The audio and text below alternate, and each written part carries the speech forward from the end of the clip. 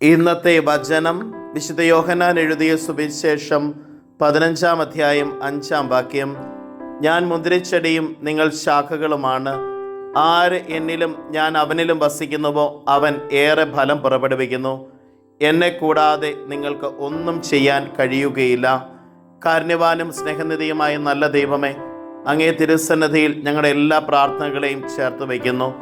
അങ്ങാകുന്ന മുന്തിരിച്ചെടിയോട് ചേർന്ന് നിൽക്കുന്ന നല്ല ശാഖകളായി ജീവിക്കുവാൻ, തായ്തണ്ടിൽ നിന്ന് ജീവരസത്തെ സ്വീകരിച്ച് നന്മയുടെ ഫലങ്ങൾ ഈ ലോകത്ത് പുറപ്പെടുവിക്കുവാൻ ഞങ്ങളെ അനുഗ്രഹിക്കണമേ. അമ്മേ മാതാവേ, ഞങ്ങൾക്ക് വേണ്ടി മാധ്യസ്ഥം യാചിക്കണമേ. നമ്മുടെ കർത്താവ് ഈശോ മിശിഹായുടെ കൃപയും പിതാവായ ദൈവത്തിൻ്റെ സ്നേഹവും പരിശുദ്ധാത്മാവിൻ്റെ സഹവാസവും നാം എല്ലാവരോടും കൂടെ ഉണ്ടായിരിക്കട്ടെ, ഇപ്പോഴും എപ്പോഴും എന്നേക്കും. ആമേൻ.